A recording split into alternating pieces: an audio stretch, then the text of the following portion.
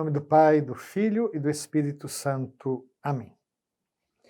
Caros irmãos e irmãs, no nosso último programa, nós falávamos sobre a predestinação de Maria.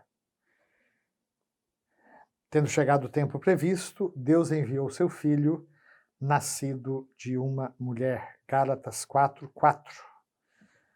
Mas, para formar um corpo ao seu Filho, Deus quis a livre cooperação da criatura. Por isso, desde toda a eternidade, Deus escolheu para ser mãe de seu Filho uma filha de Israel, uma jovem judia de Nazaré da Galileia, uma virgem prometida em casamento a um homem de nome José, da casa de Davi, e o nome da virgem era Maria. Lucas 1, 26 a 27. Vimos como o nosso bom Deus quis que a encarnação fosse precedida da aceitação daquela que era predestinada a ser mãe de seu filho. O momento da anunciação, portanto, ele tem uma importância muito grande para nos mostrar a nossa própria dignidade, a nossa liberdade é tão sagrada que o próprio Deus a respeita. O nosso coração é uma porta que só se abre por dentro. Eis que estou à porta e bato, se ela se abrir, eu entrarei e cearei com ele, e ele ceará comigo. Então Deus quis assim, para que, como uma mulher contribuiu para a morte, Eva com a sua desobediência, uma mulher também contribuísse para a vida, Maria. E nós chegamos ao parágrafo número 489. Ao longo de toda a antiga aliança, a missão de Maria foi preparada pela missão de santas mulheres. E mesmo a figura de Eva, apesar da sua desobediência, ela recebe a promessa de que uma descendência será vitoriosa sobre o maligno. O maligno tentará abocanhar o seu calcanhar, mas ela esmagará a cabeça da serpente. Eva é a mãe de todos os viventes. Também, em virtude dessa mesma promessa, Sara concebe um filho, apesar da idade avançada. Então, nós vemos na vida destas santas mulheres aquilo que São Paulo fala na primeira carta aos Coríntios, no capítulo 1, versículo 27.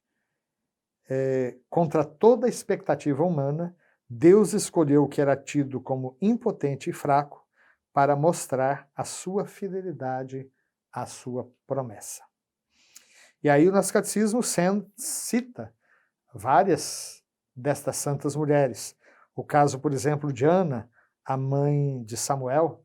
Isso nós vemos a história de Ana no primeiro capítulo do primeiro livro de Samuel, como Ana queria tanto o seu filho, ter um filho, e ela ora incessantemente e Deus lhe concede esta graça. O catecismo cita também o caso de Débora, de Ruth, de Judite, de Esther e de muitas outras mulheres. E aí o nosso catecismo cita ainda um trecho da Lumen Gentium.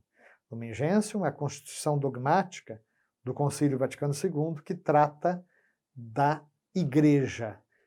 Já observei em programas anteriores como é curioso que, ao falar de Maria, o Concílio Vaticano II o faz justamente na Constituição que aborda sobre a Igreja, porque Maria é membro supereminente dessa mesma Igreja, né? E aqui, citando a Lumen Gentium, o nosso catecismo diz: Maria, primeira entre esses humildes e pobres do Senhor, que com sua confiança dele esperam e recebem a salvação. Com ela, a excelsa filha de Sião, depois de uma longa espera da promessa, completam-se os tempos e instaura-se a nova economia. Vejam, meus queridos, que já tivemos a oportunidade de ver como que em Maria, ou melhor, com a anunciação do anjo Gabriel a Maria, inaugura-se o tempo previsto, ou seja, o cumprimento das promessas e de todas as preparações do Antigo Testamento.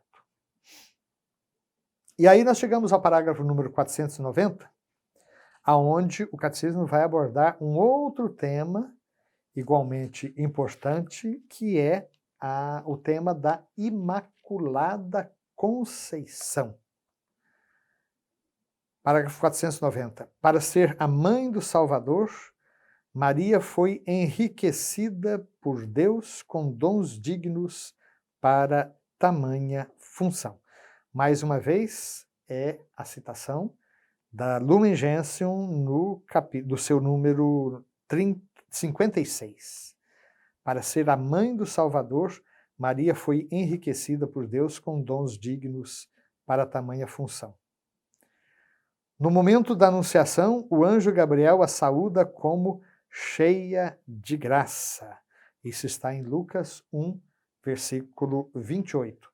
Até hoje, nas nossas Ave Marias, nós repetimos a palavra do anjo Gabriel. Ave, cheia de graça, o Senhor está contigo. Então, a igreja sempre viu ali um momento especial da revelação dessa misericórdia de Deus para com Maria, que foi então agraciada com dons dignos para a função especialíssima que ela deveria realizar na história da salvação.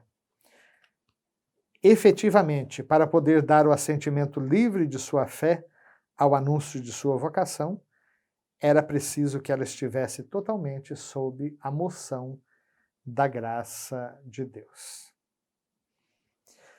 Parágrafo 491.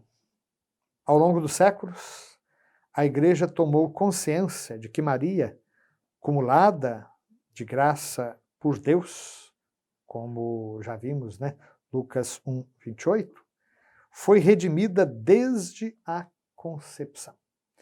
Então aqui nós temos já o anúncio do que a Igreja entende como o dogma da Imaculada Conceição.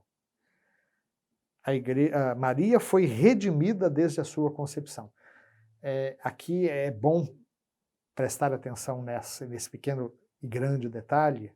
Maria foi redimida desde a sua concepção, porque tem muita gente que poderia pensar, se Maria é concebida sem pecado, se ela é a Imaculada Conceição, então ela não precisaria de um Salvador.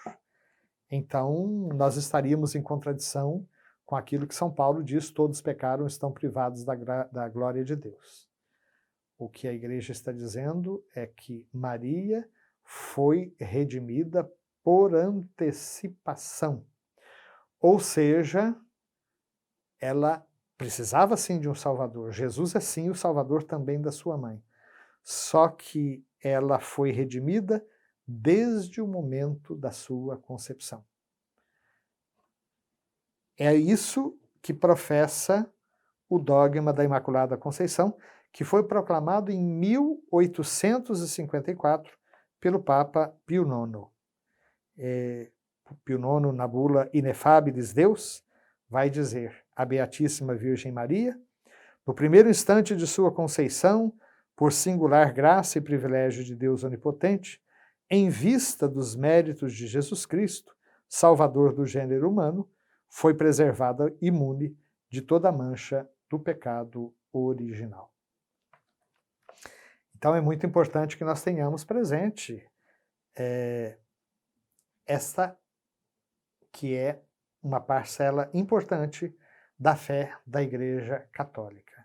Maria, desde o momento da sua concepção, foi redimida e foi cumulada da graça de Deus.